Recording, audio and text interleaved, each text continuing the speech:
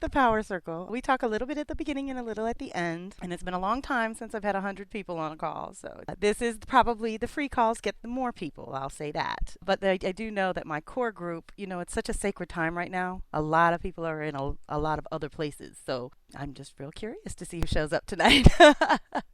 Okay, well, my stuff is cycle based. We work on the cycles, and Neptune's so big, it's a 14-year cycle. So we're going to just kind of get into the overview of that because it's just starting. But my perspective, let's say, is more about making some practical application out of the information. My thing is us little humans doing our individual piece of the big, big, big, huge picture that there is, taking all that into consideration, absolutely, but in the context of working on self and your contribution. And, we're going to have fun because it is Neptune. This is going to be a way kind of different than any of my normal calls because I'm going to do the typical, a usual structure is breath work, overview, a chart, which we're not going to work from because we're not really doing any specific planetary thing. We're just talking about Neptune moving into Pisces. So tonight's no chart, but usually there's a chart to deal with. I did put the retrograde and direct in the notes so that people would have that frame of reference that is going to shape our night, but no chart. Then we're going to do some guidance from the I Ching, which I did bring back down to our individual human place so that we could have some practical guidance, which is just unbelievable. It's really juicy. And then I'm going to tell people they can do what they want after that. We're going to do some storytelling. Some people don't like to listen to other people read. Most of my crew knows this mythology and different things that I'm going to get into are so juicy. And they also, because it's Neptune, I want to give people more of right brain activity going on. We want to stimulate the creativity and the imagination, and that's what mythology and storytelling does. It'll give it another language. It'll put other words to the same kind of vibration or, energy or whatever's happening right now or however we're going to perceive this big shift. We're in it. We're already there. So tonight is just kind of fun Neptune stuff, but just being aware of what's available because this is the overwhelm zone too. For those who don't have any practical tools, aren't working any kind of specific practice that keeps them centered and grounded here, that's going to be a whole nother story. Okay, because I also send out a note that has the audio and what I call the activations, which is wherever, in this case, it'll be wherever Pisces is in your chart. You'll have that information as well to sort of know what Neptune's going to be working on. The house issues, what happened. But Mercury is in the shadow of retrograde, so I'm expecting all kinds of interesting things. All right. I'm glad you tried, though. We do one once a month. So if you go to karmictools.com, you can find the calendar and see what we're doing next month. I can't even remember right now. It's one of those energy zones we're in. Well, one of the quotes that I put in the missive was, we did the call on Neptune Uranus on 11/11/08. It was so interesting. I'm like, oh my God. And I wish I'd had time to listen to it first, but I'm sure it's going to be useful reference points because what I will re-mention to others is 08 to 2011. This is 3 years into that truth, whatever that may be. This is the first test. So we've been warming up to this point, which is pretty juicy.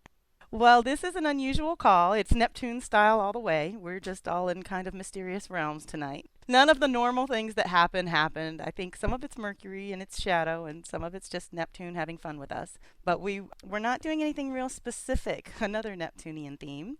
But what it is I'm into cycles, and I do you're like the third new person to pop on tonight who's never done it before. So I just want you to kind of understand the flow of things. It's astrology based, yes, but mostly we're talking energy, and we're in such a sacred zone right now that it's very important we all sort of honor this. And Neptune is one of those planets that is so juicy for that. So we're going to have fun. I'm glad you could make it.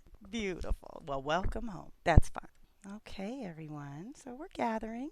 Time has been funny today, too. I just all kinds of things melted into place for this. And the articles, Nicole, oh my God, it was all I could do to not teleport you here today. It was like, let me just beam her over here. Oh my God. So I think I'm going to do what I did last month is hang up and send all the links to the articles because there's probably still a half a dozen articles I couldn't even get to. But the ones I did, were so juicy. Yes. And if anyone's in that zone for 11/11, these all help because it's helping us focus on where we need to be focused in this precious zone of creativity. So, okay, I'm just going to say choose the crystals for the public and keep certain private ones for you. Okay, just making sure the memo gets out. But I have another assignment for you. I had a black raven with one white tail feather. What is that? Who is that? Who was I communing with for a good solid 10 minutes? And my husband witnessed and was bugging because he's like, how does this stuff always happen to you? He's like, the things that I would never believe if I wasn't standing here. Oh, he's so cute. One white feather in the middle of, and you don't see it until he spreads out to fly, really, even. Well, Raven's magic, so we're here. Yeah, I did. I'll send you what I got, but it's on the phone, so it's not very clear. But it'll do. I sent one to Caroline and Nicole saw. Nicole, did you see them? Oh, she might have muted out. That's okay. You can stay in prayer if that's where you are. We've got about 2 minutes, everyone. I think we should start grounding. I know we get so excited. And Neptune is going to help us through this 1111 gate. So this is as close to that celebration together as we're going to do. Otherwise, we'll be telepathing tomorrow. I do plan to be, of course, on the beach. 11:11 a.m. is for me and the world. And 11:11 p.m. is for my family and the world. So I'm going to do ocean in the morning and fire at night. God is working out all the in-between. Yeah. So deep breaths and star 6, and let's anchor the circle where we are. Thank you, ladies, for being here. I'm sure we'll have some more people rolling in. Hello, hello. Oh, yay. Welcome, welcome. We're going to get started in about 1 to 2 minutes, and we're going to have lots of fun tonight. This is going to be a little different from our usual call, but almost the same. Whee! Here we go. Star 6, yeah, we'll mute and unmute yours, and just make sure you're comfortable. For my new people, you might want to take some notes initially. That comes and goes. It's better almost to listen to the audio on the back end when you want to take notes and get real deep into any kind of tracking. But in the meantime, we're just going to open to receive. This is the time prior to the call where we invite our angels and guides and ancestors who are all extremely available at this time of year specifically. We are in the gate of power ruled by Scorpio, Samhain. It's a cross quarter. We're at that midpoint between fall equinox and winter solstice. It's a sacred, delicious, powerful time. So we are gathered together, doing our breath work. We're going to anchor the circle and get started now. I'm going to mute everything, and I will see you on the other side. Okay, welcome, welcome, everyone. Tonight's call is a little different from our norm. We're just going to celebrate and dive into the initial possibilities of Neptune in Pisces. Really was April 2011 when Neptune originally hit Pisces.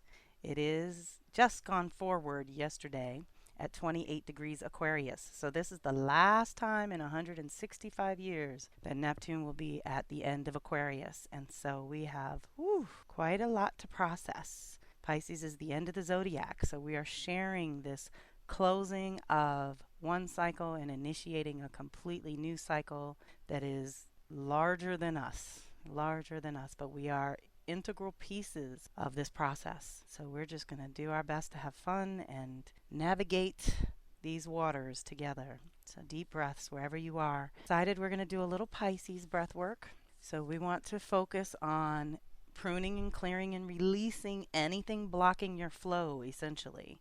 We're working on connecting to the original blueprint or the original vision for your life. Neptune rules our dreams and visions. This is imagination territory. And I love Robert Wilkinson says Jupiter may be the storyteller, but Neptune is the vast ocean from which all the many, many, many infinite number of stories reside that Jupiter plucks them from. So we want to keep that in mind. We can animate any story of our choosing. So let's get clear on what we do want. Let's allow what's leaving and being transmuted or transformed into a new form to be more useful. Whatever's leaving, let it go, let it go, let it go. So the way we work is just deep breaths, connecting to the base of your chakra, feeling that connection to Mother, feeling that electricity that moves through your body organically and connects you to the core, goes out into the ethers, connects to the electromagnetic field. Through our crown chakra, we're connected to Father Sky and officially plugged in at our hearts. So we're just going to move through real easy. We want to release from our 3D density back into pure consciousness, various Neptunian, Piscean principles, and then we're going to breathe in the manifesting current and bring in from pure thought into tangible form, again, the original vision. Deep breath. So we're going to release any tendency to allow petty, irrelevant details to distract or paralyze you. Let's release that. Let's take a deep breath together. Deep breath in. And release.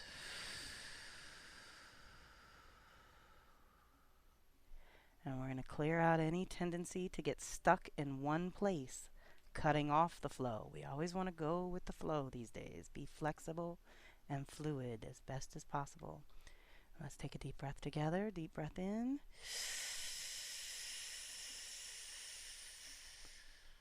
And release.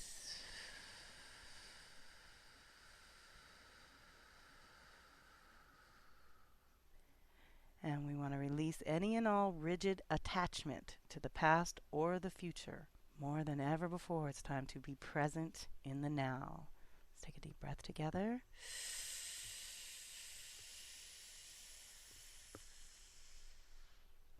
And release.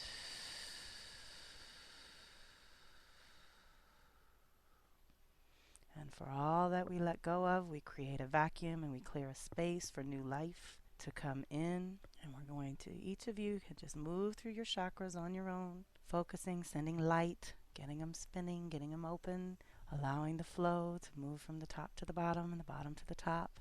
Feeling that expansion at your heart chakra, opening to receive your blessings, your good. And we're going to reclaim our connection to our own intuition and the faith and the ability to follow that intuition. Let's really feel that, embrace that. Deep breath in.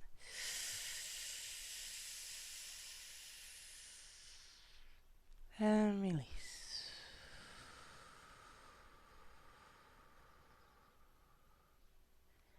And we are going to reclaim our grounded and complete vision of the goal, the original goal, as well as the next step on the path. One foot in front of the other. That's all we can do. Deep breath.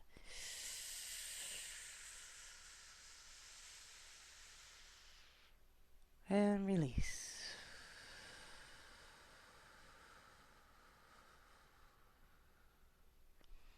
And we're going to reclaim our trust, our innate trust in the natural processes of life.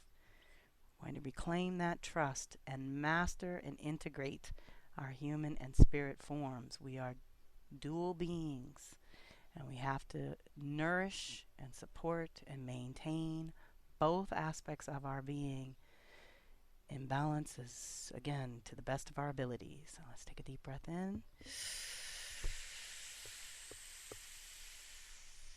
And release.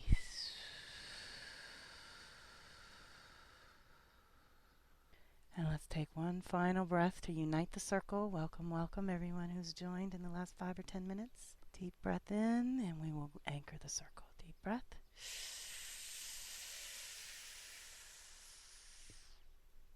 And release.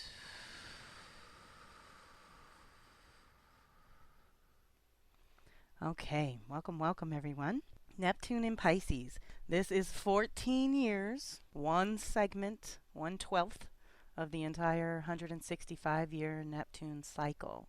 So like I said earlier, we are closing and initiating this cycle together, which is just unbelievably delicious and rare. And we're here on November 10th, 2011, approaching the 11-11-11 gateway portal, however you'd like to look at that. My understanding of it is that it's an alignment, and we can access other realms and other dimensions. And because I believe it's Samhain, our 8th sacred season of the year, and the gate of power ruled by Scorpio, when we access the ancestors every year, this gives us a chance to surrender this entire year. So even though we're going to talk about big old Neptune and its far-reaching effects, you know my thing in the power circle is to bring it back into individual practical application. How can we move through such a large concept and remain mindful and centered and connected to our hearts, connected to God, connected to spirit, and connected to the earth in healthy, balanced ways. That's ultimately the goal of understanding energy and cycles. Knowing what's going on helps us choose in the moment an effective response, hopefully, to whatever we're being faced with. And the thing about Neptune and Pisces is it's a mixed blessing. We're going to be faced with unimaginable wildness, things that you just never thought you would see. That's coming in. But I get the feeling that this particular aspect, now there's other aspects that are dredging up other darkness and things that we'll have to deal with in other ways. But for Neptune and Pisces, I think it's going to be more of the spiritual dimensions, because that's Neptune in Pisces realm. God, spirituality, oneness, the Christ consciousness, all of that is available and churning again in a larger way than it has been, let's say, in the 165 years. We'll just stick with that cycle. But essentially, we're getting our connection, reclaiming our direct connection. There's no need for a translator or a middleman. Spirit resides within us. We are spirit. We're just wearing these uniforms, these little vehicles that carry us around on planet Earth. So we just have to learn how to do that a little better. And I love Robert Wilkinson has AquariusPapers.com, and he is what we refer to lovingly in the power circle as the astrologer's astrologer. So sometimes he gets, most of the time he's very technical, but then every once in a while we get juicy articles from him that are more spiritually based. And I'd love to just share this piece to open the night because I want to plant a whole bunch of seeds. This is the thing about Neptune and Pisces. It's the subconscious realm, the unconscious realm. Think 12th house where everything gets pushed to the side because we've got to deal with everyday life, and then it all accumulates there. Okay, it doesn't go away. It's just waiting for you to give it some attention. And what I like to remind people is in our personal charts and our personal cycles, there's a chance every year, there's a chance every month for us to tune in. There's a chance every day that we can connect to our own natural rhythms and do better. So Robert's got an article on Neptune and Pisces, and I don't know how many people were here early on, but after the call, I will do my best to send over links to several articles for those of you that want to dive a little deeper into this and work your 1111 mojo with more understanding of activating the imagination and really dreaming big. I do have some great articles to recommend, and I'll make sure you have those links, and this will be included. So he starts with that line I gave you earlier. Jupiter's the planet of storytelling, but I think that Neptune is the planet of imagination, is the ocean out of which the stories are picked. Neptune is that place where consciousness and matter merge, where it becomes obvious that you cannot separate human consciousness and the universe that consciousness is always trying to understand and describe. Oh, he must be quoting somebody. Dharmaruchi. Okay, he's got Astro Table Talk. I apologize. Robert's quoting Dharmaruchi. So he makes the point that Neptune's sign indicates what's fashionable in the collective consciousness. So when Neptune was in Capricorn back in the mid-80s, the era in which money became fashionable, Neptune in Aquarius, which is what we're coming out of now, began the late 90s, began the internet age. Aquarius is computers. Neptune is the interconnectedness of the web. So Robert goes on to say, this would imply that Neptune and Pisces will make intuition, dream interpretation, explorations of the subconscious, both individual and collective, and non-linear knowing fashionable. So again, with that other dimensional travel, understanding that we have other ways, other perspectives. Okay, essentially that's what it is. In our human form, it's another perspective. And some might say it's so far out, it seems like another dimension. But that's going to be up. It's going to be up, including all the charlatanism, including all of the people that would prey on those that are susceptible to this. So this is why free will and choice, being centered in who you are, knowing your own rhythm, connected to your heart and your inner compass, your discernment. Okay, Pisces, Virgo. In order to work that Pisces vision, we have to have our Virgo discernment and filter clean and activated. And we're going to get into a lot of that too along the way. So of course it could also result as mass delusions, hysteria, ungrounded belief systems, and superstitious faiths willing to betray their spiritual underpinnings. Okay, this is all the Piscean shadow realm. The article goes on to state, due to Neptune's discovery in Aquarius a century and a half ago, that we have just had one full Neptune cycle of science as our underlying collective mythology. So it is not surprising that the imbalances of that mythology are becoming clearer. That we are living in a time when we can no longer ignore the sense of dominance over nature that we have inherited from Christianity and then had compounded by science. We are collectively in the position of Prometheus, with his liver being pecked out afresh every day. The fact that Neptune was discovered under Aquarius suggests that the myth we need to pay most attention to is the one behind the Big Bang and evolution, which is the myth of science itself and its approach to knowledge, as well as its placement suggesting power and dominance. And it is, first of all, important to recognize that it is, in fact, a myth.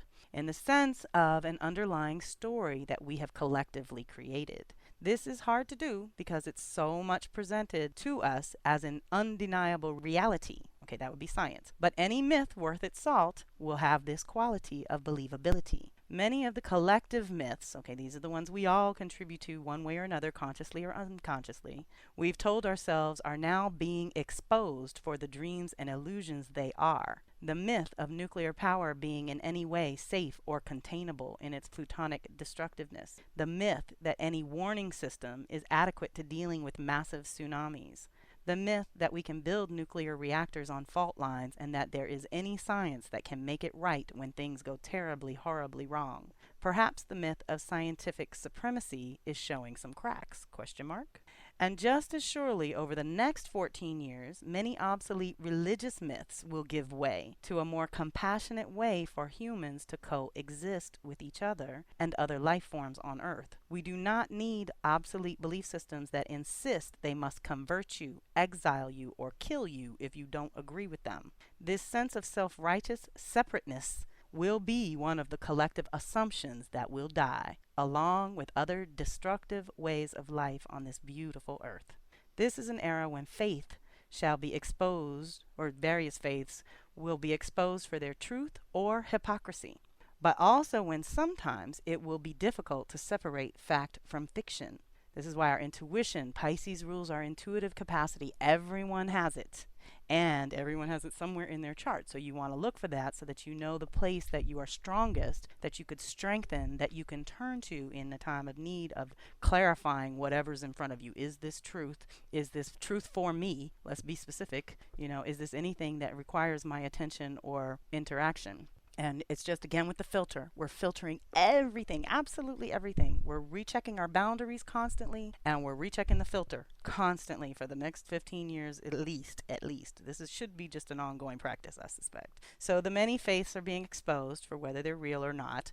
Our dreams will take on an added importance for good or ill. Add the constant pressure of the grand irrationality, which is Robert's got these big planetary alignments are all so rare. They're all happening now, so that's what he's termed it. And it's probably safe to say that things will get weirder before they get productive a few years down the road. Since much will not make sense during this time in the vast dreamscape where ancient and modern myths collide in a fog of obscuring images and beliefs, learn to be a good surfer and ride the waves and tides as your higher self instinctively knows how to do. I suspect that many boating, fishing, and other sea-oriented skills will become metaphors with new application in the coming years. Perhaps we shall collectively awaken to the damage we've done and continue to do to the oceans on Earth and collectively change our ways. We can dream, can't we? I'll do more okay, so he'll do more articles, but to close this, he says something about Austin back in the 60s and 70s, onward through the fog, and sometimes when we don't rely too heavily on our five senses and our minds, we can know without thinking and flow without effort. There are mysteries to be discovered, feelings to share, and new mythologies to be constructed for a new world that is now emerging. So we want to contribute to the constructing of the new mythologies that will support life. Ultimately, that's what we need. We need the stories that feed our souls, that support our beings, and that nurture life on this planet. And that's a tall order. That's a tall order.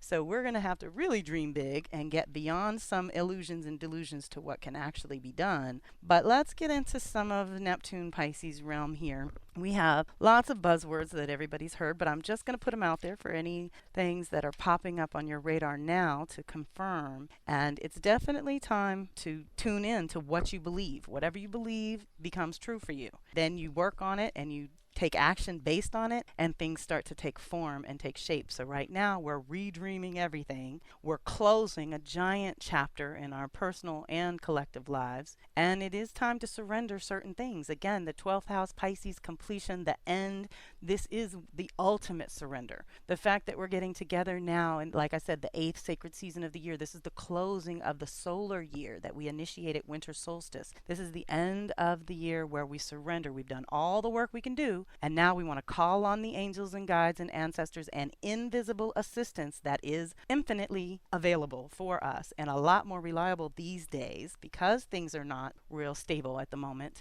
Out of chaos comes this creative life force that we can tune into and not be afraid of. It's in us. It's part of us. We shouldn't fear it, but we should revere it. We should respect it. Absolutely. So we got to just learn what works for us, and that's where knowing your own internal innate rhythm is useful. We're surrendering, we're letting go, and we're inviting the magic. We're inviting the invisible assistance to do that which we cannot do, that which we cannot even language, really. We can ask for the essence, we can ask for the feeling, we can invite the answers, the clarity, the understanding, the wisdom, absolutely. And like I said, they're going to come from a lot more unusual sources than the usual sources. So get linear in check, people. Get your egos in check, get your everyday 3D, I need to reach out and touch it, or I need to see it to believe it, under control, because that's not really going to work. That's going to be a brick wall almost every single time. So new methods of flow and flexibility need to be part of your practice. There is no perfection. Okay, again, Pisces, Virgo's involved. That means a little give and take.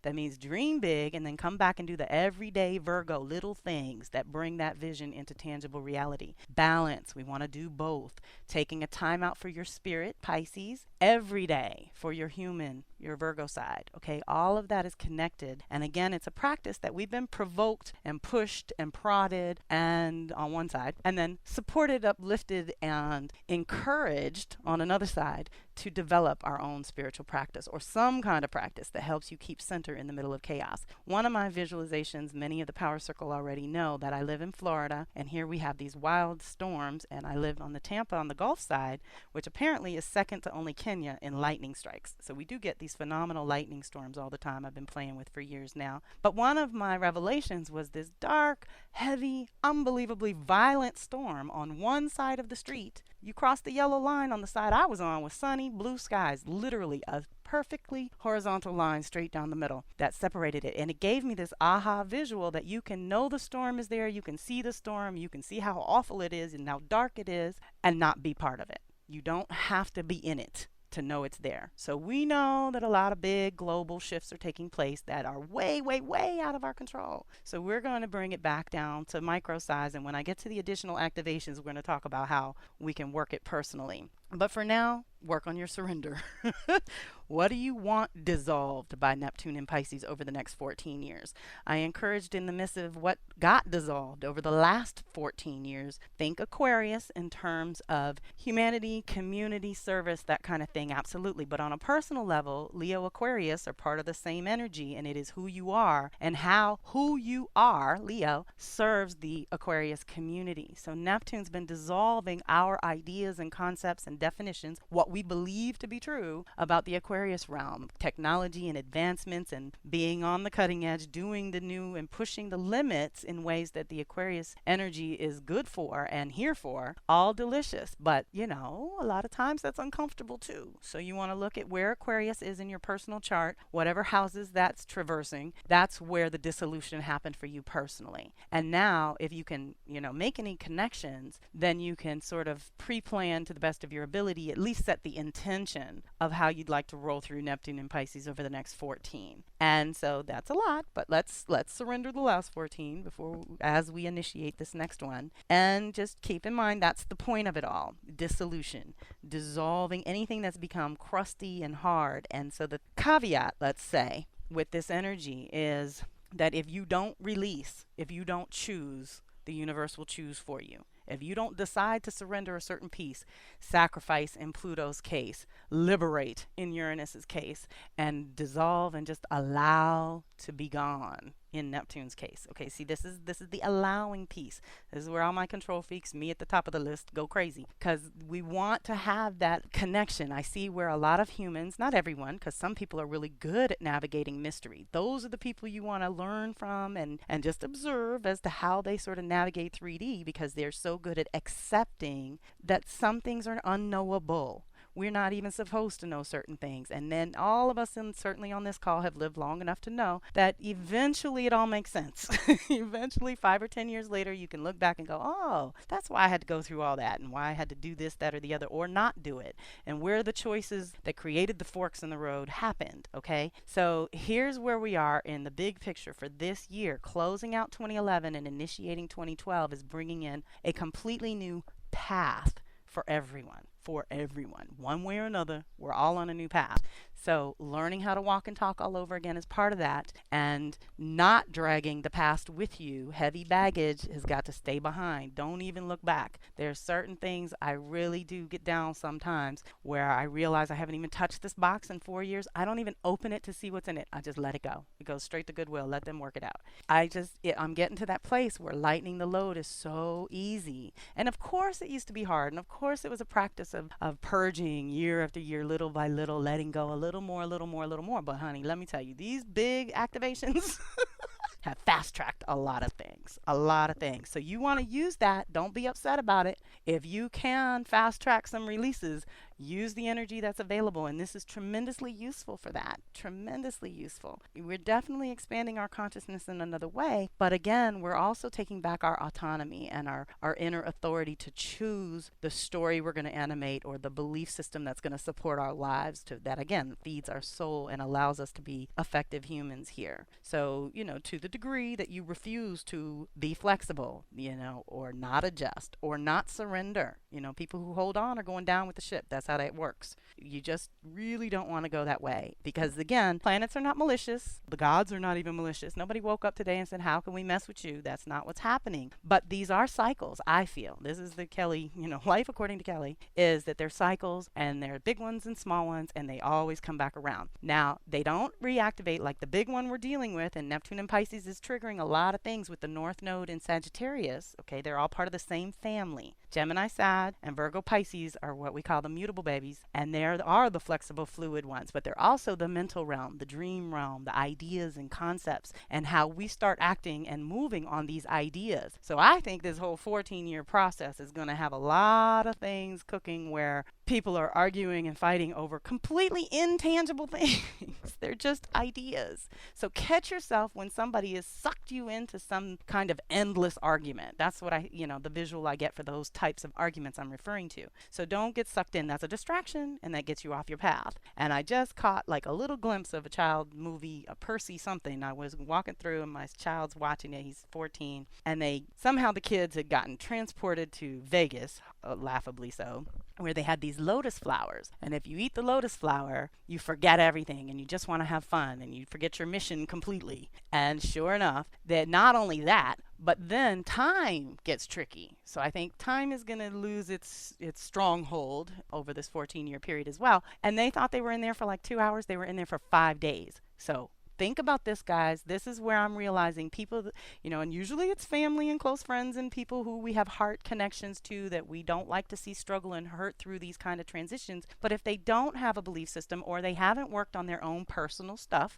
in so long, those are the ones with a big pile at the door that they can't even get out the door to run away from. They're going to have to deal with it now. And that's hard, and it's really hard to watch. It's even harder, and not harder, but it's tough on those around, they got to be on the perimeter. So boundaries are going to get a big deal all throughout here. You're going to get lessons over and over. How much boundaries is too much and blocking the flow, and how much is not enough, and you're absorbing everything around you. We got to work on those boundaries. Chiron and Pisces is going to work it. Again, it's going to continue on for 8 of these 14 years that Neptune's in Pisces. So they're together still, no exact hits, but together. And nonetheless, working that whole dissolution process around our wounds, around our need to heal this disconnection from each other, from the planet, from our hearts, from our souls. We're healing all that. And again, you got to think, 14 years, that's not that long to heal something that deep and that broad or that big for your soul to feel better, okay? I would certainly dedicate 7 to 14 years to that. But you've got to understand that it is a process, so you might not see certain results until later. And at the same time,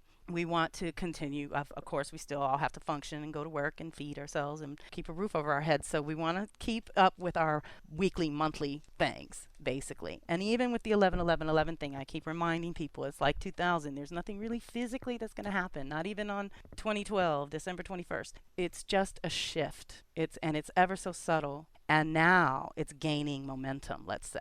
So people who are feeling it but have absolutely no language for it are having a real hard time. Think how scary that would be. You know, I just went through a little exchange of communication with my husband. I'm like, hold on. It's like we're speaking two different languages. And just imagine how frustrating it would be to not speak the language where you are and be trying to communicate something of urgency. You know, that would be really frustrating. That's going to happen a lot. So let's just breathe and pray through that one. And let's honor the fact that Neptune did just go forward yesterday. Let's touch base on that, because while it's been backwards since June to November is 5 months and a little bit of change there. It's this whole 5 months. I don't know about you, but it's pretty obvious that a lot of illusions and delusions have been revealed over this time. How many of you really found pieces of yourself you didn't even realize were part of you, let's say, and awarenesses, ahas, and illuminations? That's the thing about these energies. They're illuminating, they're lighting up. Tonight is the full moon lighting up your Taurus house. All the things that have to do with your earthly comforts. Okay, so again, with setting these intentions, we have a tremendous amount of support for heaven on earth. We have a tremendous amount of support for that particular story of balance and reciprocity and ongoing life that sustains itself because of the reverence, because of the respect for what it takes, which usually in life forms is time. Okay, computers, instant. Consciousness, instant. Life forms, time. That's how that works.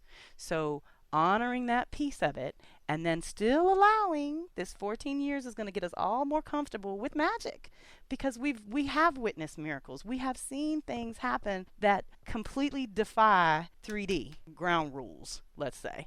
Okay, so we know that those things happen. What we want to do is be centered in our own truth so that we are open to the flow. To me, more than psychic magical things like that, it's more of being in alignment. All of a sudden, when you're in alignment, the whole path opens up and it's whoosh, you're in, you're where you're supposed to be, and we've been waiting for you. Come on in. Now, when you get blocked, it's because Spirit's trying to tell you something. Hold up. There's something you need to know before you take another step. So I'm going to stop you here until you get the memo. That's how that works. And again, it's just practice. It's knowing yourself. It's knowing where you are and what you can handle. So for the last 5 or 6 months, what's been revealed? Now remember, we still have these eclipses radically changing our thinking, radically altering what we believe to be true, and changing our story altogether. So if you need a landmark, 19 years ago, 1992 was the last time the North Node was in Sagittarius. So a lot of reverberations from that time. And, you know, that's almost 20 years. You want to think every 5 years, 4 increments of 5. So 92, then another hit at 97, and then another hit at 02, and another hit at 07. And here we are at a complete 20-year cycle. How did your truth and story evolve throughout those years? And were those years trigger points for you? Because if you have any Gemini, Sag, or Virgo, Pisces, I guarantee they were points of interest for you. Those were pivotal years where your path shifted and where you made choices and decisions you're still dealing with today. Now, my advice to you is to use this time and this knowing, now that it's been put on your radar, that it is a 20-year cycle and it has 5-year increments, that you can work it now. Sagittarius is the higher truth. It's the larger story of your being, why you're here. What story are you here to tell? What truth are you expressing just through your existence? Your mere existence on the planet is a piece of truth that you're offering to us. And we love and receive that love, light, and truth from you. We want to honor that piece. And right now we're still developing it, and then we're still stripping, and there's lots of one of the many articles spoke on how other Neptunian cycles did not as dramatically include Uranus and Pluto as they do this time. Okay, so of course we're again on the fast track. We're on the bridge. You know, and those of us in this little 100-year, 200-year period are on the bridge from way old long-term to the tune of 26,000 year cycles are rebooting. 5,000 years, 1,200 years, 2,100 years. There's like umpteen cycles converging right now. And for the last couple of hundred years, we've been on that crossover, on that overlap. So it's been very chaotic, but also ridiculously speedy growth. I mean, ridiculously speedy. So we want to really honor where we are. And again, come back to this year and see what revelations have come to you since last April. That's when Neptune hit Pisces. So April 2011, the official toe, 0 Pisces, 0 plane of possibilities has been a juicy place we've discussed along the way. I did add a couple of extra notes over here. You know, tonight through the weekend, you just use the energy available. My thing is getting the alignment with the one means you. Well, now I know there's huge circles all over the world that are gathering now and all through the weekend. So what I've explained to a few people who are just not into global meditation is that just consider how many millions of people right now and for the next 72 hours are focused on love, peace, and harmony and balance for this planet, for ourselves as a living species here, and for the planet itself. So that's tipping the scales, that when two or more gather and the power, that increases the possibility for miracles. I guarantee you that there's an opening when this many souls focus on that one thing of love, light, and truth. It's going to open that right on up and allow it to become a reality for those who are tuned into that. Okay, think radio dial. You can tune in wherever you like. And if you want to tune into what's going down, you can go on down with it. But you can change that station any minute in time that you choose to change the station and tune in somewhere else. So I highly encourage it, at least for this weekend, to focus on you, your wholeness, your healing, what feeds you on a soul level, what nourishes all of you, body, mind, spirit, soul, all of the above, what goes into you, what comes out of you. You know, let's pay attention to the flow. 14 years of flow. We're all going to get flow 101 and higher levels beyond that. And I jotted down the crustiest wins, okay? Because the way I look at that is whoever's the most rigid and whatever belief systems are the crustiest and old and flaking and falling apart and just completely dead, dry, just dry, no spice, no flavor, no honey, no nothing, dry. They win because it's going to show the most growth. So if this dissolution process, think how water wears down a stone over time. These folks that are the hardest are either going to break and get washed away, which is fine, or they'll get softened up and opened up and they'll get their flow back and stop being so destructive to everything around them. But it's 14 years and it is all perception. It's all in the eyes of the beholder. So you got to keep that in mind too. And just with the filters, water, emotion, overwhelm, you know, all widely available. But again, using those metaphors, like dude said, Robert Wilkinson was, you know, the navigation and the sea and all of the water metaphors, flow, fluidity, liquid. We're liquidating our assets. We don't want to have anything heavy. We can't take it with us anyway. So let's lighten up and be open to the miracles that are possible. When you don't have all that, there used to be a line, somebody will know, and you guys can send it to me in its correct form, but it's, if your hands are full carrying baggage, they can't be open to receive. They can't. You cannot receive while you're carrying baggage. So let's let a lot of that go, because most of it really truly doesn't matter in this moment or the next. It only mattered back in the day, and we're not there right now. So confrontation with illusions and delusions, absolutely going to come up.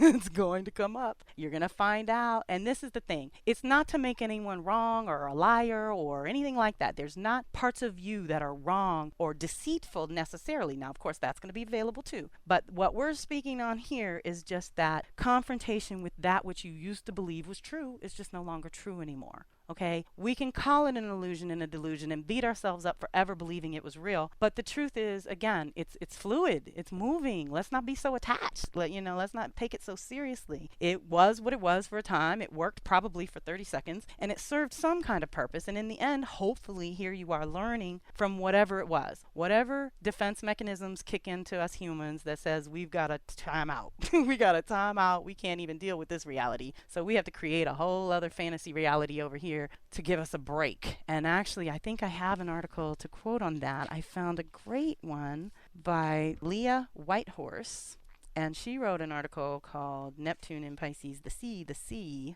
And what did she call it? Oh, I won't be able to find it quickly enough, but we'll look here. Neptune is compassion, confusion, deception, disillusion, dreams, ecstasy, fantasy, the urge to merge, refinement, sacrifice, unification, and transcendence.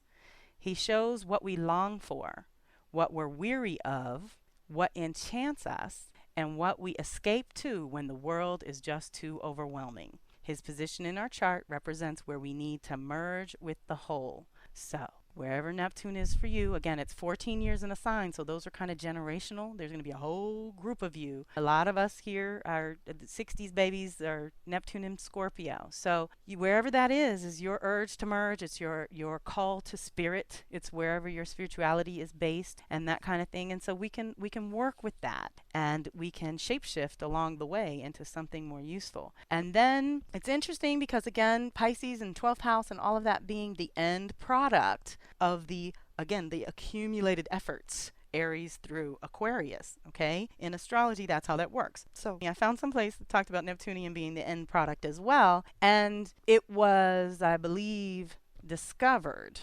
Oh God, I didn't write this part down. 1846, if I'm not mistaken, it was 1846 when Galileo found it, and then it wasn't truly discovered on the books until 1861. But whatever, it was the beginning of the industrial age, and so my point is we're seeing the end product of the industrial age is what I think is happening now. And so again, with taking the blessings, taking all the good out of that, there are useful things about this last age, but there's a lot of things that have to be rebirthed into something more useful. So I loved in that particular piece of discussing when and where, who discovered it type of thing. It was observed before and not recognized. Okay, so think about how many intuitive flashes you've ever had that you observed it, but you didn't recognize what it was all about, or you didn't know what it meant. You hear these signs, you see the signs, you feel the signs, but you don't always recognize in the moment what they mean.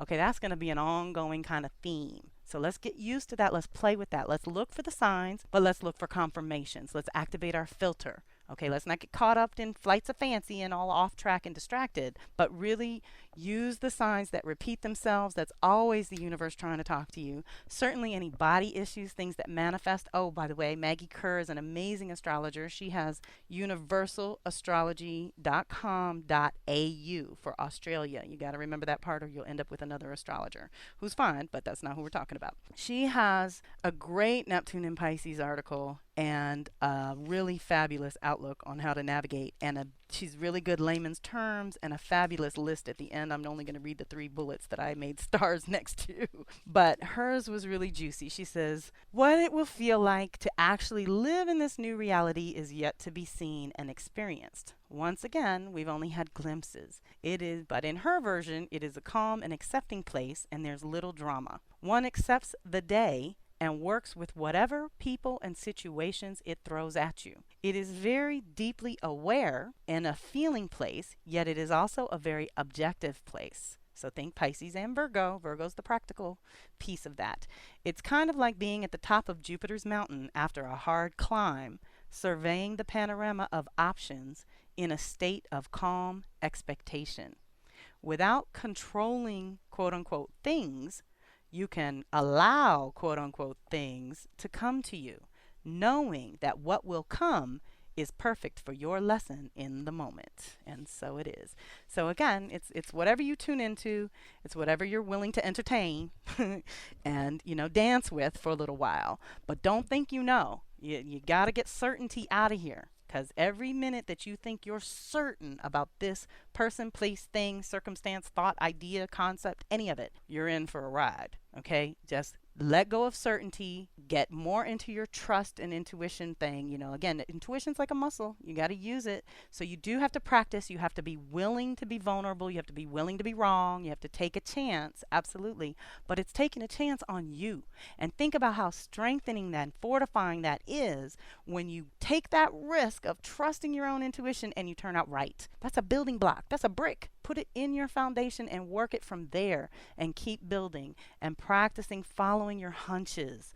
Okay, we got to get out of that linear ABC 1, 2, 3. That's not going to serve us in Neptune and Pisces realm, I can tell you that, and it's not really going to serve us for the next 10 or 20 years of this transition that we're living in globally as just a global community. So Maggie's bullets here, she starts with how Uranus is in Aries, which is opening new fabulous options for our entrepreneurial self and offers freedom and liberation, right as Neptune hits Pisces and opens the door for us to transcend our old limited selves.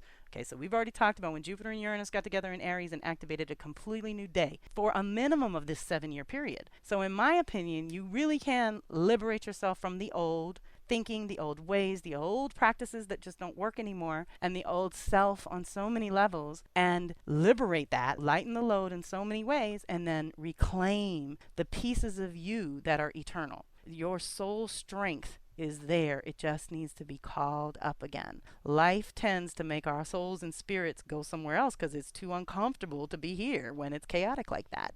And so she goes on with several bullets. I want to say at least 15 here, but the 3 I highlighted, and I love them all, don't get me wrong, we'll just be here all night, is to listen to your intuitive self and be always open to the phenomenal universe by noticing the signs and signals coming at you via strange and synchronistic means. It's fun when you live like this.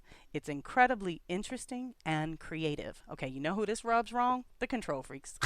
The need to know people, the I want to know upfront people. They're the ones having a hard time. And so I'll tell you, my practice lately is on language, on how to talk to these people and to keep them present, you know, and to just remind them that you can be rigid, but you will get broken in half.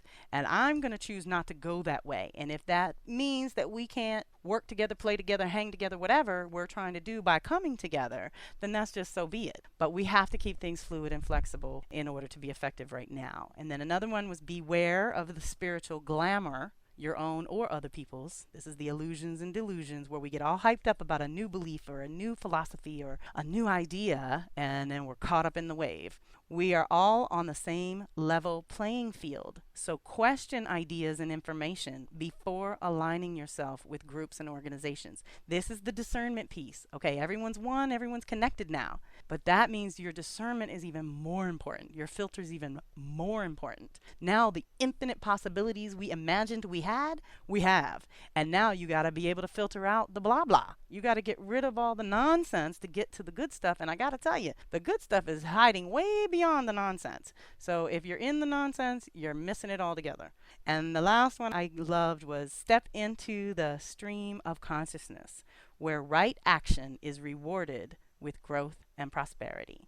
So, and she closes out with dare to dream. Our dreams are the incubus of our magic self, creating our future of limitless realities, and be the change you want to see, of course. So I'm going to link all these articles that'll be really juicy, but real quick want to go through the additional activations, and then we'll get into the I Ching and the guidance. And then we are going to do some storytelling at the end. I have a mythology of Neptune and Pisces and Yemaya, who is our ocean goddess that we must pay homage to, and I will in the morning. But for us on a personal level, what I want to just put on the radar, and it's not to say that everybody's off the hook, because like I said, Neptune is somewhere in your chart, Pisces is somewhere in your chart. So somewhere you're being stimulated one way or another. But if you do have Gemini, Sag, or Virgo, Pisces, then like I said, this gets very personal, and it is going to be part of a common ongoing theme. So you want to pace yourself. And what I was thinking about was Mars entered Virgo today, everyone. So we've got a lot of good stuff around that as well. But Mars in Virgo is opposite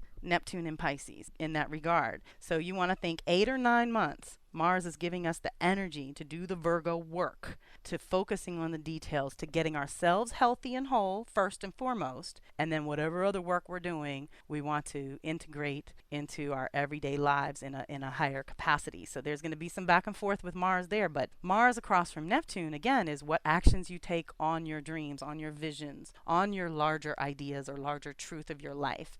Okay, like I said, that's going to get stimulated, and there's this integration to being practical in your Mars actions, because that's where Mars and Virgo comes in, but also, again, activating your imagination and expanding the way, way bigger possibilities of whatever little seed idea you're playing with right now, whether it's personal self-growth and work on you, or creative projects and things that you're doing that you want to share and offer to the world. All of that is going to get this really juicy calibration over the next 6 to 8 months. So again, setting the intention. We don't do any prediction. We can't say what's exactly going to happen, but you want to connect to what you can get out of. Virgo Pisces means balancing your human and your spirit, feeding your human and your spirit, and integrating those two parts of your one being, okay, is part of the lesson and the ongoing lesson between those signs. And then, like I said, Mars is action, Neptune's the vision, the dream, the bigger philosophy of life. So there's going to get some juice from now until July 2012. Venus next April 2012 hits Gemini, retrogrades in June. So she's going to spend an extended period in Gemini, which actually squares Pisces. So now our thinking, our ideas are going to get forced to grow and again get expanded into bigger realms because of Neptune's and Chiron's placement in Pisces. So we're sort of healing a lot of illusions and delusions and mythologies that don't really, like I said, they don't support life. They're all pretty destructive and patriarchal, and they're done.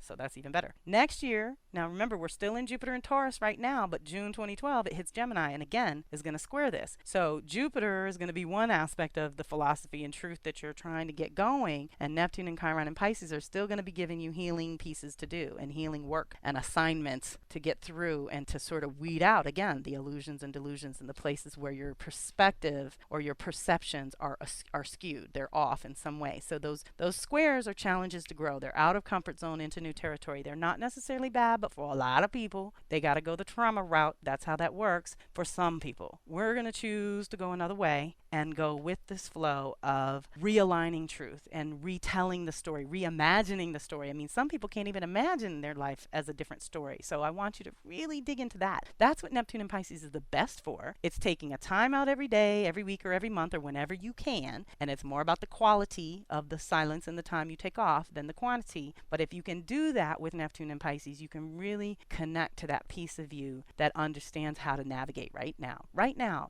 you already know what you need to know. We're just calling it to the surface. We don't really have to worry about Saturn until the end of 2014 when it hits Sagittarius. So pretty much 2015. So we're not going to worry about that right now. But like I said, Mars and Venus, our divine masculine and feminine, are already being recalibrated in many ways. They have their own cycles and things. So as these personal planets move through Gemini and Sag, it's going to test a lot of the Chiron and Neptune and Pisces pieces. And when they're in Virgo Pisces, that's initiation, integration pieces. That's that kind of work that we have to do with these big boys expanding our world in so many ways. So now for the guidance that we got, I Ching, Stephen Karcher's Myths for Change is a really juicy, delicious I Ching. And for those of you who don't know, there are many, many, many interpretations of the I Ching. It's an ancient conduct oracle. So we're usually asking it, what to do. So I thought when we're in these Neptunian realms of not knowing what to do, we should check in and really juicy stuff. Now, I got number 53 in his book is called Gradual Advance,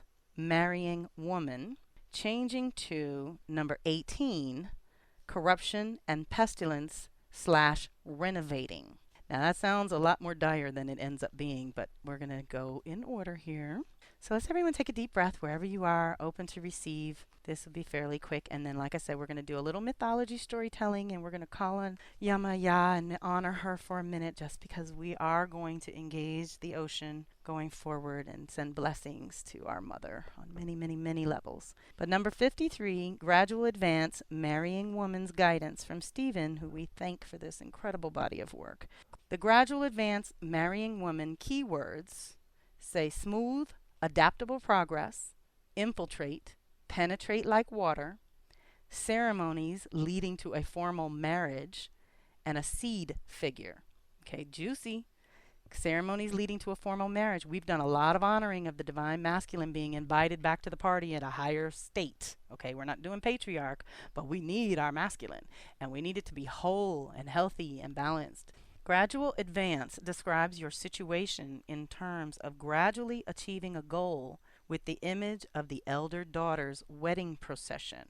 Now, let me clarify real quick that my idea that I meditated on as I threw the coins for the I Ching was corrections we can make now based on the revelations or awakenings that we've had since April. Again, I write 2010, and I'm almost sure it's... No, you know what April 2010 is? Exactly what we're talking about. The revelations and ahas have been rolling in since Neptune hit 28 Aquarius, which was April 2010. That was a whole year and a half ago. And now it's back at 28 Aquarius and going forward, and it's not going to touch Aquarius again for 165 years. So my concept was on the work we've done, on the revelations we've had over the last year and a half of all the things we thought were true, used to be true, maybe not, that have been revealed based on that awareness, based on that knowledge, and at what kind of corrections can we now make going forward? Because now, like I said, yesterday it went forward, and now all that's been revealed, we can sort of move on. And this is what we got. So we're doing the gradual advance.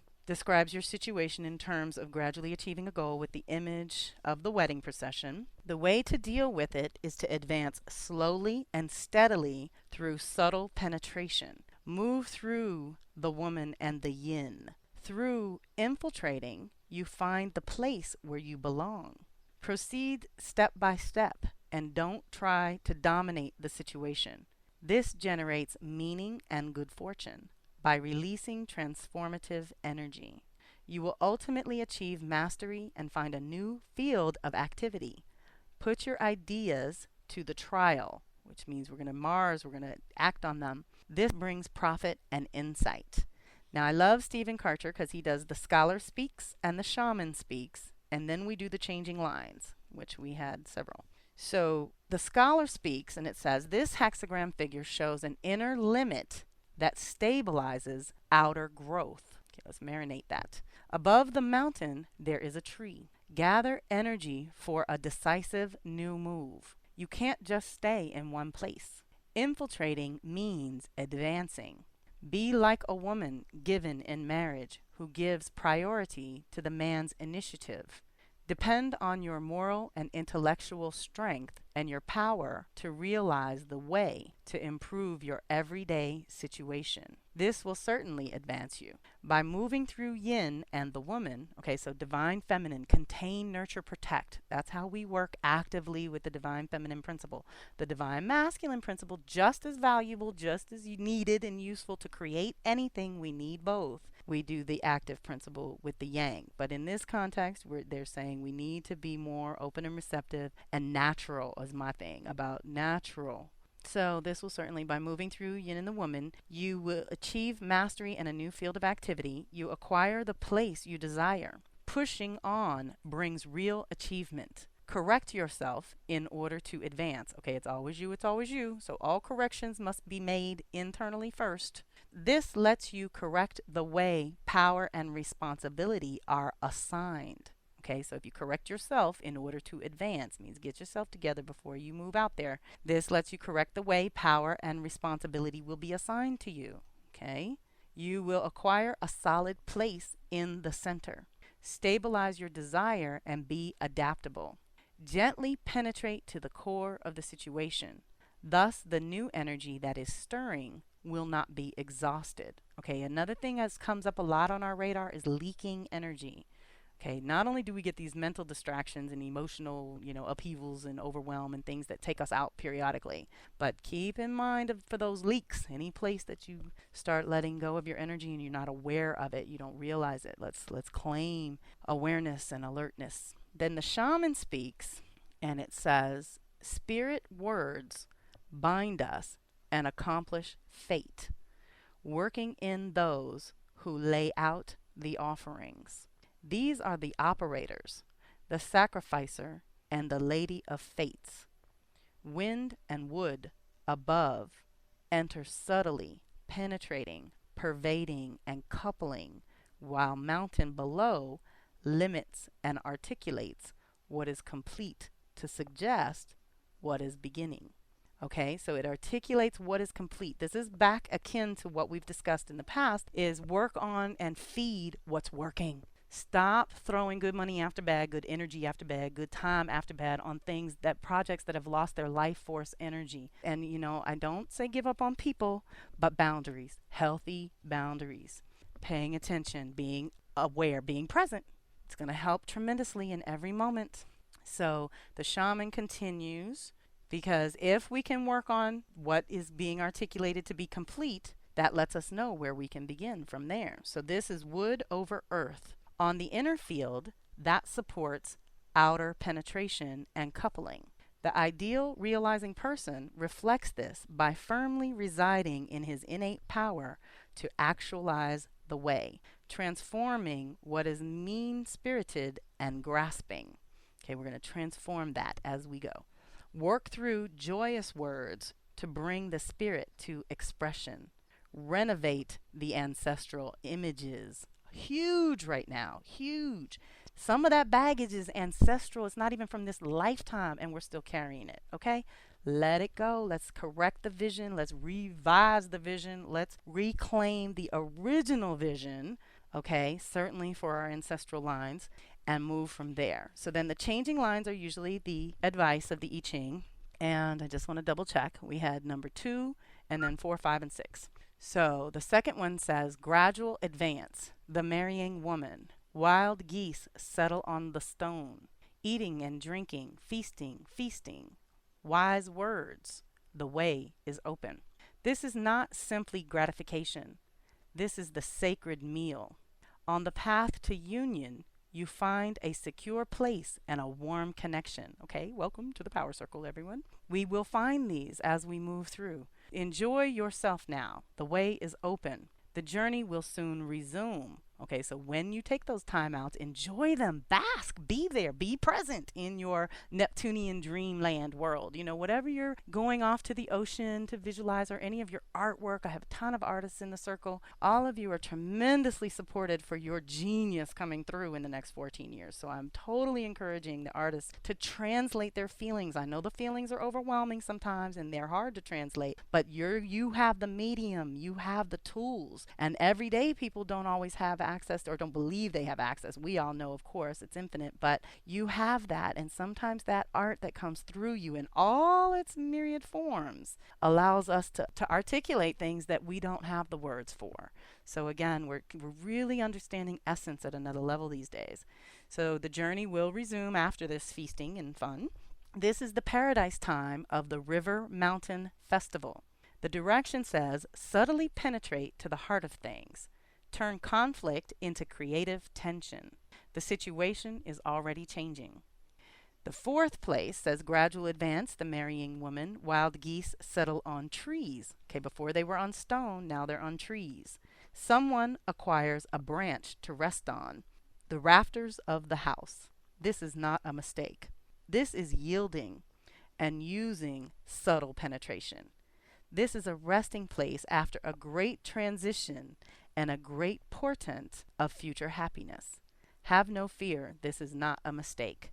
The direction says, through retiring, you will be coupled with a creative force. So it's kind of pull back to go forward kind of vibe I'm feeling. At the fifth place, it says, gradual advance, the marrying woman, and the wild geese now settle on the grave mounds. The wife is not pregnant for 3 years. When this is complete, absolutely nothing can stop you. Wise words, the way is open. This is acquiring the place you desire. Okay, so we have yielding and subtle penetration. We have not simply gratification, but sacredness and honoring life and in our meals and our world and our sustenance.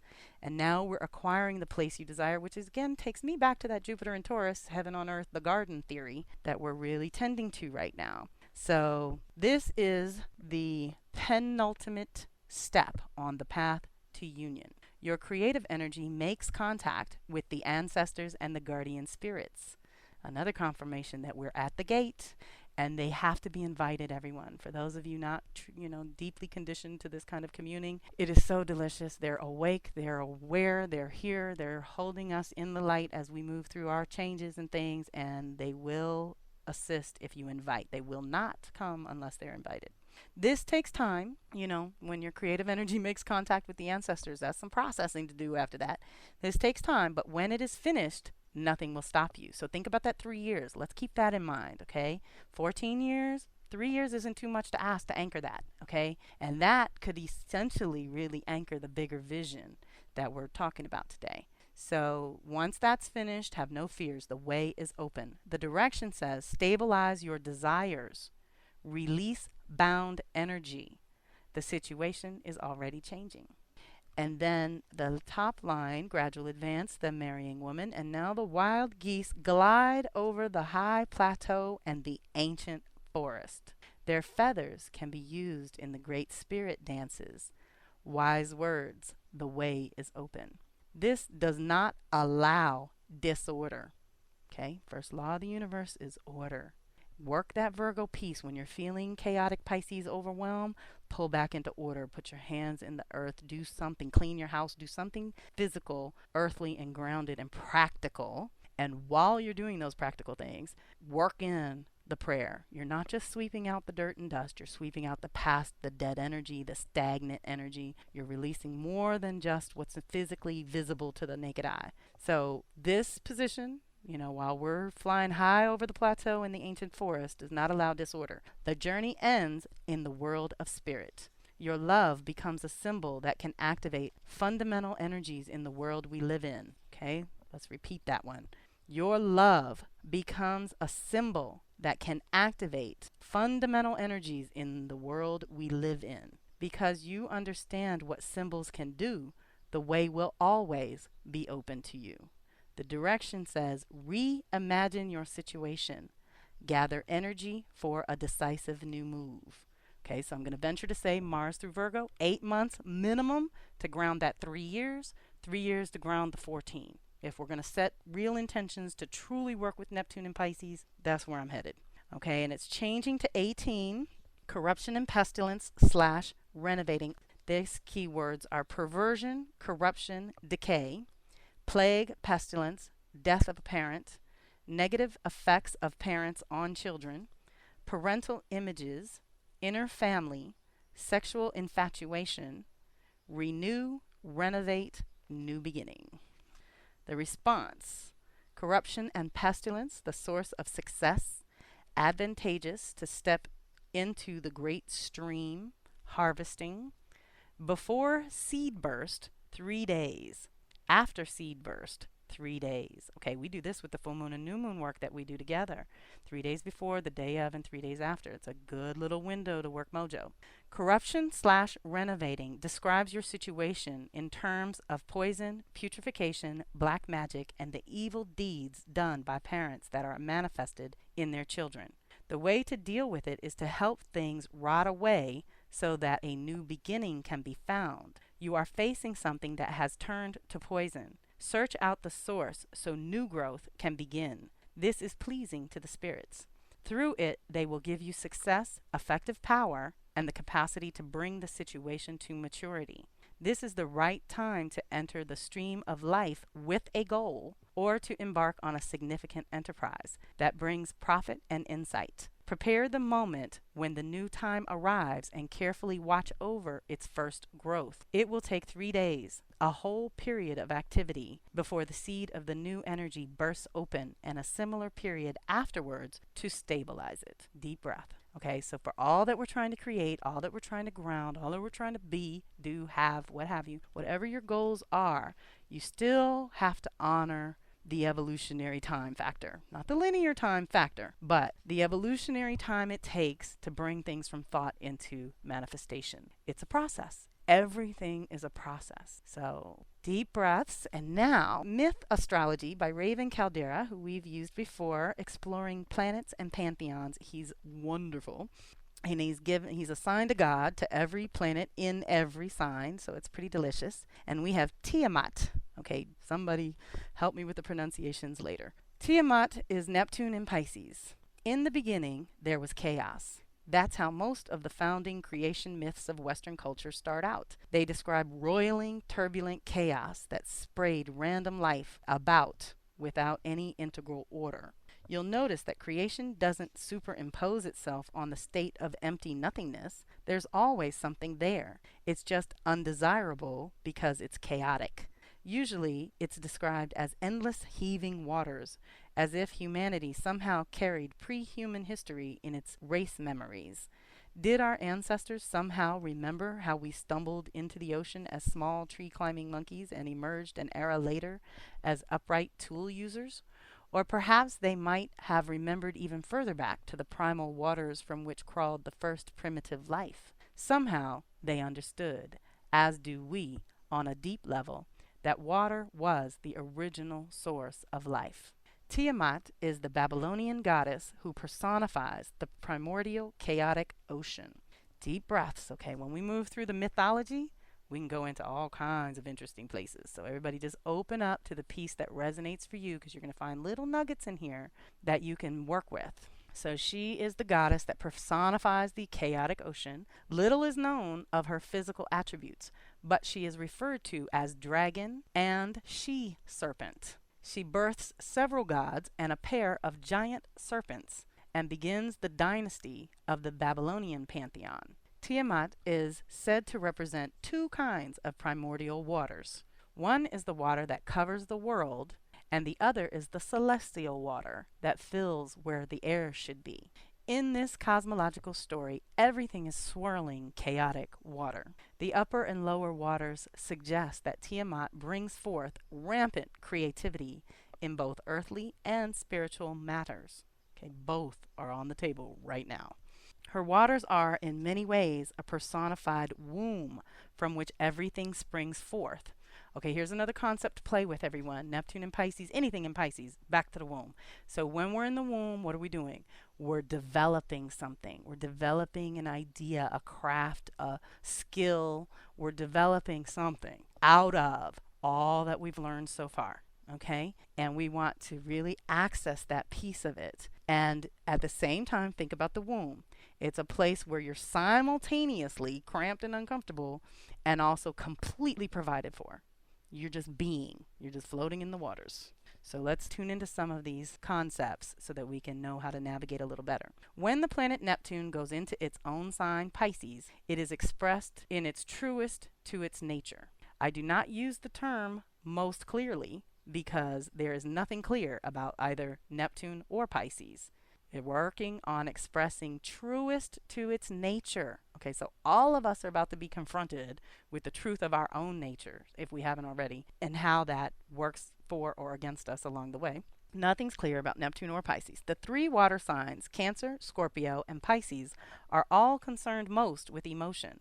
But in Pisces, the flow of feeling transcends personal boundaries and becomes instead a sense of the numinous, a need to open to the ethereal. This can result in profound mysticism or profound delusion.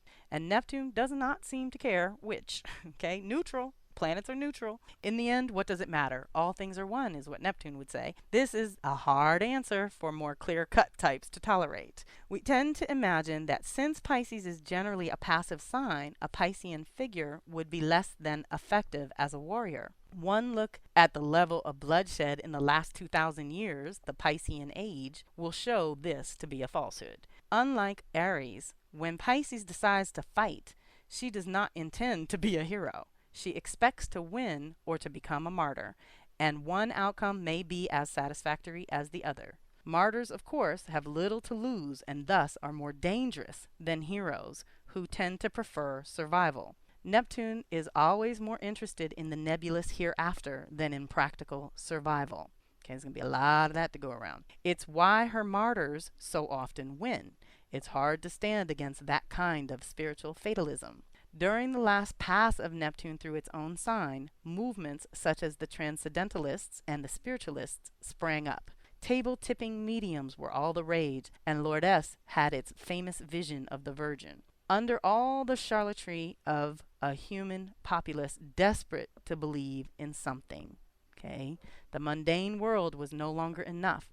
People were drawn into the swirling mists of mysticism and were often not prepared for what they found. Okay, this is the other reason to remain grounded, everyone, because there are other realms and other power and other wisdom and other things operating that you may not be ready to dance with. So again, encouraging your protection and your shields and your boundaries, staying present, and choosing. Don't get caught up in the wave. You want to constantly be activating the filter and choosing in the moment whether you want to participate or not. And so this says the Neptunian urge to be at one with the universe is a two-edged sword. In order to get there, you have to let go. But letting go can blind you to a false messiah or movement. Any dealing with the energies of Neptune in its own sign can signal a quote-unquote faith quake. A spiritual experience so sudden and powerful that it feels forced, driven, and engulfing. We have no choice but to endure it. We can only attempt to choose our reaction or our response. At any rate, things do not go well with Tiamat's descendants. She and her consort complain of their noise, crying out that they cannot sleep with the riotous antics of their children and grandchildren. At first, of the two of them, Tiamat counsels patience and does not wish to destroy her offspring. Apsu keeps complaining, rather peevishly in fact, until the offspring in question hear the rumor and start discussing the possibility of removing the elders instead. They start by capturing and imprisoning Apsu. Tiamat is enraged when she hears this and begins to give birth to an army of dragons, serpents, and scorpion men. She chooses her faithful son, Kingu, to lead it, creating for him the Tablets of Fate as a magical weapon, and they march on their upstart progeny. Ea and Anu both fail against Tiamat's onslaught, and everyone else is terrified of her. She is the force that is not only irrational, but transcendent. That connects the most primitive parts of our brains with all that is, leaving rational mind out of the loop altogether. So again, widely available for the next 14 years. Let's pace ourselves. Let's breathe through everything. Whenever this kind of spiritual assault descends on us, and more often than not, it descends because we have been studiously ignoring it, we are completely overwhelmed. Our everyday mode of thinking deserts us, ill-equipped to handle the tidal wave from the other world, the elder world of primordial awe. Marduk, who is Mars in Gemini, I thought was really ironic, the warrior of the winds, finally steps forward and agrees to take on Tiamat, although he blackmails all the gods into giving him complete authority and unquestioned rule if he succeeds in slaying her. Desperate, they agree. Now everyone listen carefully. This too plays out archetypally in our lives when the overly intense karmic experience comes to get us. We fall back on fire and air, which is will and thought. The warrior of the winds we call on to save us. We will promise him anything to get us out of this bottomless sea that we have fallen into, including things that will constrict us later. Sometimes he loses in spite of everything and we are swept away. Sometimes he wins, at least temporarily. Marduk slays Tiamat, but her body is so huge that it cannot be made to go away. Instead, he carves it into two pieces, turning one into the earth below and one into the sky above. Different parts of her body become dwelling places for gods, men, and other beings. From the castrated corpse of her son, he forms the bodies of humankind. The act of destruction now becomes, in the end, an act of creation.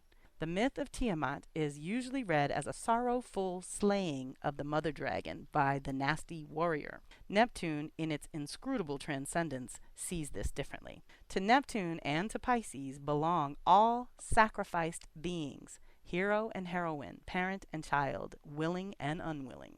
To be a sacrifice is in Neptune's eyes the greatest honor one can have. Tiamat's fate is in this sense glorious rather than not so glorious. Like all shamanic stories, she is dismembered and her parts are used in the creation of all new things. So everything that's dissolving is going to be reborn in a completely new, more useful form for now. Marduk's reign might pass, but Tiamat became the entire world that we live in now. No matter what happened after that, everyone would be surrounded inescapably by Tiamat. In the Neptunian way of things, no matter what happened, Tiamat could not lose. To understand this truth is to touch for a moment the crystal heart that lies deep within the blurring cloud of Neptunian energy. It is more than mere victory through surrender. It is why Pisces will always be the last sign standing. Deep breath. I love him, and all this mythology is so much fun. Deep breaths, deep breaths. I hope some of that resonated. It rang some bells for me. I thought I would share. And Yemaya we love from the Orishas, the Tarot of the Orishas by Zolrak Durkon. Yemaya.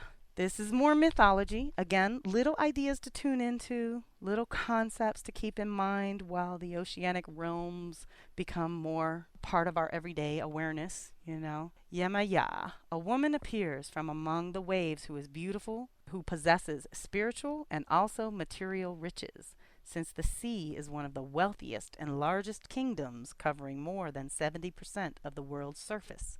almost dancing with a subtle bending of her arms. She seems to be surrounded by sweet melodies springing from her own self. Deep breath. We're going to breathe through this one because we can claim this. We can call on her to work through us. A hand carries a comb made of sea oysters, which she uses to comb herself before a mirror, made of snail shells, held by her other hand. Her crown also is made of silver, which is her metal, and snail shells with a starfish in the middle, and a necklace of the same metal, ending in a charm representing a fish that inhabits her territory. The crown is decorated with pearls, as drops of her pure element, which gives her a princess-like quality. She is comfortably seated on a seashell. Her kingdom is one of the major ones for the reasons given above, but also because its energy comes from ancient times. At the beginning, and for many thousands of millions of years, there were only masses of water over the face of Earth. It can be said, therefore, that life had its origins there. That is why we consider Yemaya as the mother of all the other Orishas. But what happened to the seawater that is missing nowadays? Well, nothing is lost, everything is transformed, as established by the law of conservation of energy. Energy cannot disappear, even in radioactive changes which result in very small electrons. Energy is inside everything. And Einstein proved that even matter is energy. Coming back to the Orisha of saltwater, in ancient times, her energy presided over the Ogun River in Africa, which has nothing to do with the Orisha of the same name. There's another Orisha named Ogun. Legend coming to us by word of mouth. The history of the Orishas has mostly been told by word of mouth. The legend states that water sprang from her bosom, which explains her voluptuousness, to create all other saints. She has several syncretisms. In Brazil with Our Lady of the Candles, in Spanish-speaking South America with Stella Maris, the Virgin of Sailors and Fishermen, and in the Caribbean and North America, Our Lady of the Rule. At the end of the year, her followers throw flowers into the sea as a sign of gratitude for the past months and requesting her protection for the coming year. So all part of our ritual. Like I said, this weekend we can do lots of prayer work, any kind of ritual that calls to you. I'm working a lot of fire and water mojo and holding it down for the power circle.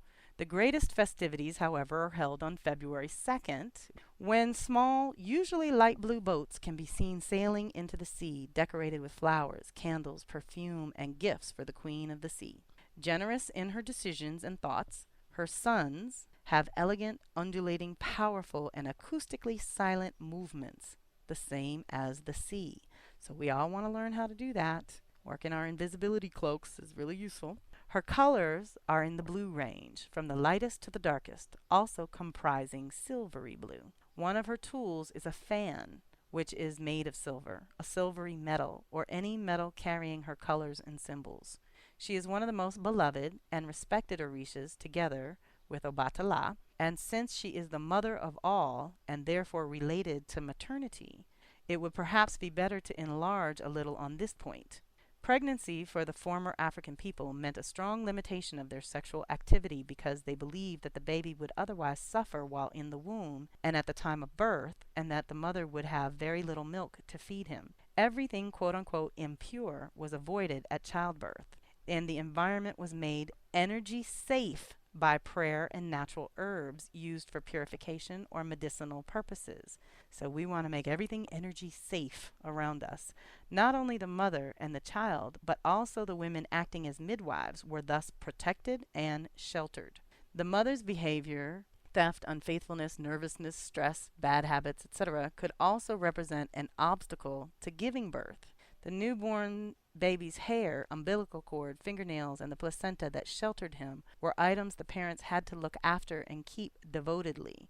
They had to be buried under a shrub or tree without thorns, so the plant would grow healthy and strong and be fruitful, the same as the child, and protect people under its shadow. It was believed that it would discharge all forms of bad energy or stress into the earth by its roots. Alternatively, these items were given to the Orisha who had been requested to protect the birth. asking him to bless the baby from the astral plane. That is to say that during the 9 months of her pregnancy, the mother-to-be had assistance from a medical and spiritual point of view and was helped by her family, chosen families are included, and also invoked her ancestors to that purpose. Nothing was left to chance. And so it is. We call on Yemaya so that she will cover the things we haven't even thought of, that aren't on our radar necessarily in our conscious awareness, because things are still bubbling to the surface of that awareness. So let's be open and understand that we have a choice in every moment to call this truth or not, to claim this as truth or not, as your story, as part of who you are, what you want, or where you're headed. We always have a choice. And so right now, we can tune into this deep, deep, deep well of imagination to unlock certain things that can be wonderful, but we still have to be here. We still have to be in 3D, grounded on the earth. So we have to make concessions for that, let's say. We have to be aware that this aspect of life also has to be taken care of in order for the vision to manifest or to come fully into being for us. So we're working it from both angles. We're honoring that this is a very long-term cycle that we are just tipping the iceberg of, we're just touching the surface of. And we're going to dive into it every year. Neptune retrogrades and gives us a chance, like we're dealing with right now. 5 months of review to go over whatever illusions and delusions have guided the year, okay? We have them, big and small. I mean, sometimes it's little silly things, and sometimes it's really big things that take us way off our path, that take us years to get back on track. So again, presence of mind, presence, awareness, being here, setting the intention. Again, letting go of the certainty. I don't know what I need, but please bring in whatever's for my highest good or the highest good for all involved. There you go. Now you've surrendered to spirit and allowed a greater part of you to be engaged, to bringing forth whatever visions and ideas you are swirling about in your own mind and heart at this time, okay? And we're completely supported, and we're together. And like I said, I'll try to get you these articles as soon as I can, because at midnight, I'm out, people, because I'm thinking that 001, 11 minutes in, 111, 222, 333, we're going to have fun with numbers tonight. So I will be deep in prayer for at least the next 48 hours. I will try to get some goodies out in between, taking breaks. I do have a family. So 3D is still here for me as well, but I'm going to spend more time, let's say, in sacred space than in 3D over this weekend. And I will talk to you guys next week when I come up for air. All right. Lots of love. Thank you, everyone.